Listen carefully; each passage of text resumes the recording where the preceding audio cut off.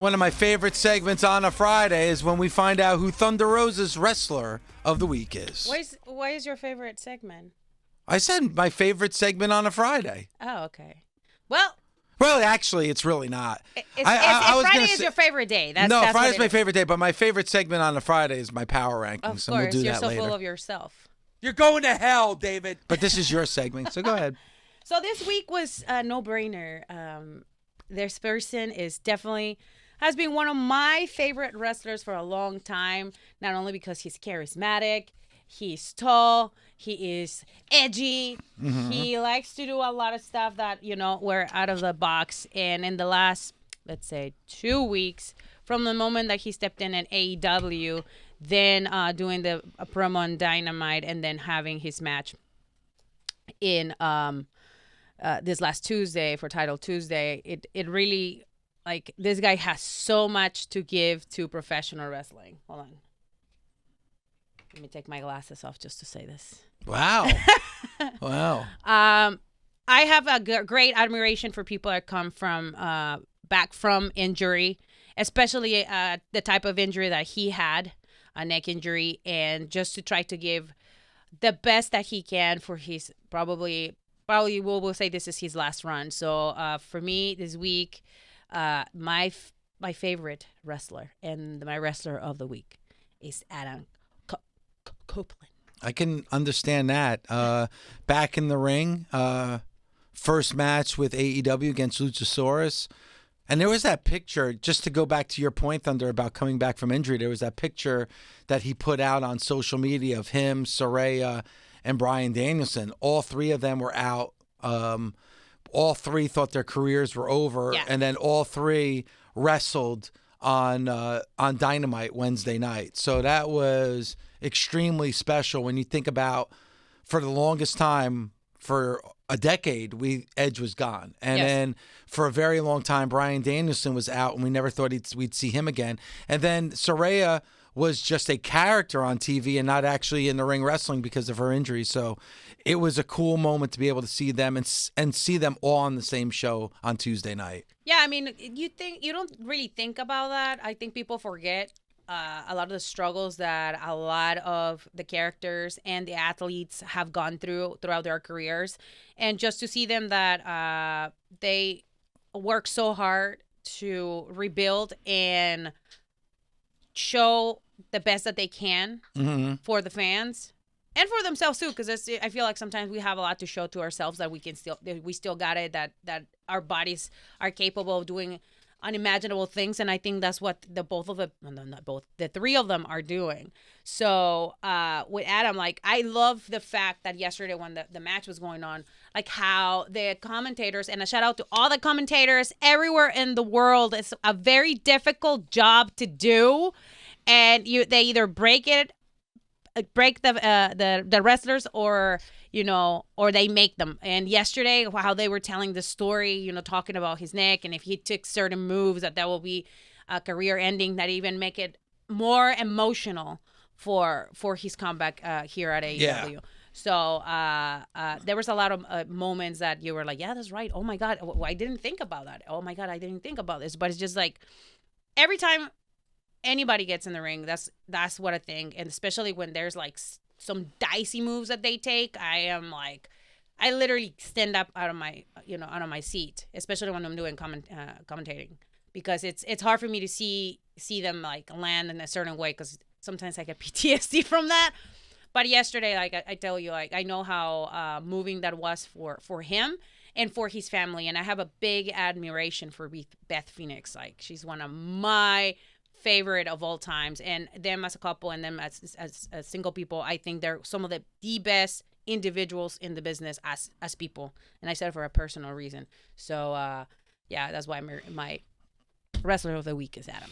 And here on Busted Open, you were able to interview Adam Copeland when he was Edge with the WWE. Yes. And I believe Beth Phoenix as well here. Yeah, you interviewed Beth Phoenix as well here on Busted Open. So, like, those are special moments. And again, that was a time when Edge was in WWE as opposed to what we're seeing now as Adam Copeland in AEW. And then you, on Spanish commentary, announced him debuting at Wrestle Dream. Yes, I did. Which was kind of like that's a cool moment. Like, you think about it, you think about like being a fan of his and like them reaching out on a personal, on a personal side, and then interviewing him as a host. Yes. And then also commentating his debut with AEW. That's going to be remembered forever, especially when you tell the story of Adam Copeland. That's going to be a big chapter in that story, and you were kind of the soundtrack for that debut. And I was extremely excited, and some people, I got feedback from that. And for me, it was like me being I want to say a teenager, because I didn't watch him as a teenager. I watched him more when I first started wrestling. Mm-hmm. And one of my friends, he was my trainer at the time. He was his idol. And the sad part is, my friend got a neck injury just as similar as Edge, Edge back in the day, and Adam now, and he actually reached out to Edge when he was in WWE, and he responded to him because it was a very difficult time for my friend, and he didn't know what to do because he wanted to keep wrestling. Wrestling was his life, and he gave him like really good words of encouragement. Unfortunately, my friend was not able to continue. And that's why, for me, Adam Copeland returning to the ring is so special, because that's a light of hope for so many that might have suffered something similar or are in a similar situation and where they have a terrible injury. But I guess it's like going against all odds and just showing to yourself that anything can be possible.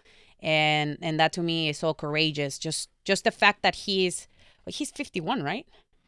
I think he might be he's around that age. I don't know exactly. I know he's a little younger than I am. He's I think 49. 49? Yeah. So 49. Just imagine, you're 49. You're not recovery time is like a lot longer than just when you're 25. Mm-hmm. And he is in the best shape that he's ever been. And now with all this, injuries that he has to be more careful. And now he's on the road 6 days a week too. Well, that's the thing that would surprise me, is that he said exactly what you just said, that this is full time. He's going to be there every week. This isn't going to be something that's just going to be special appearances. So that's taking a lot on, now being a part of AEW. But I think his commitment to making this return worth his time and his sacrifice with his family and his body, I think that's very commendable. And not a lot of people can do that. And I can tell you, once you suffer an injury, it can be an injury where you have to have surgery. It's a little scary to get back and do certain things, right? You work differently than you used to work, especially when he was younger. I don't think he's going to be doing some of this crazy stuff that he used to do. But just the fact, again, that you're traveling 6 days a week, that you don't get to rest, that you don't get to work out as much as you used to. It's a big transition, huge transition, and it's very difficult for a lot of people. I'm not gonna say for everyone, but for a lot. So I would love to see this storyline to unravel, see how he ends, and see if he is gonna be one of those key players to bring and to shine the new talent of AEW, because I think that is so critically important when they bring in veterans such as him, such as Chris Jericho's been doing that. We saw it with Hobbs, but right? like Christian and Brian. These are all wrestlers that are going to be there on a weekly basis that really put a shine on the younger talent, and hopefully will elevate that younger talent. Yeah, that's so important, because we need those new stars, because it's really terrible when our peers get injured and they're out again. Mm-hmm. And it's like, where are our stars? But if I think they've been doing a pretty decent job with the guys, especially in the men's division, to like start building some of the new stars to the next level. Then I just mentioned Hobbs, like he's like getting there. And when I saw he was having a match with Chris Jericho, I was like, okay, I see where this is going. So for us, when we get that opportunity, we really have to take it and run with it and do the best and learn as much as we can from these veterans, because they have so much to offer. And they we can ask them questions, and a lot of them are very open and honest with us, and they just let us know how it is, and I think that's important. And for those who are working with veterans, like, ask questions, like, get everything you can, and do as much as you can. Another one is Zoe Starks when she was with Trish Stratus. Yeah, and that was a perfect example, and I love what they did, and I love how Trish was able to elevate Zoe, and I am super happy for her, and like I want to see that across the board with men and women, and I'm hoping that I get in the future. And yes, I'm going to talk about myself because one day I'm going to return to the ring. I would like to get that opportunity to work with a veteran, and where she's going to help me elevate me, and we can elevate each other at the same time. You know, like I love working with Melina when I was in NWA, and she was wonderful. And like the little thing that we had as a Hispanic group, you don't get to see like very strong Hispanic women together. And I was super excited for the future, and unfortunately it didn't pan out the way we wanted to, but it was like just to be able to work with people that have done it, been there, and made it, like just to get that little rub, it feels awesome. Yeah, and I'm glad you brought that up, because you know, when you were with the NWA, that's really where you broke out and where people noticed you for the first time. And I think a lot of it had to be being around Melina and getting that experience. I'm sure just being around her got you better in the ring, on the microphone. I mean, that's why you want to put younger talent with experience like AEW has right now. And you mentioned Powerhouse Hobbs. It's funny, you saw that coming. I didn't see that coming. I never would have imagined that we were going to see Powerhouse Hobbs just demolish Chris Jericho like he did on Tuesday night. And think about how giving that is for somebody like Jericho to be like, hey, I'm a legend. You know, I've been there, done that. I'm giving you, Hobbs. I see something in you to give you the opportunity like he gave him on Tuesday.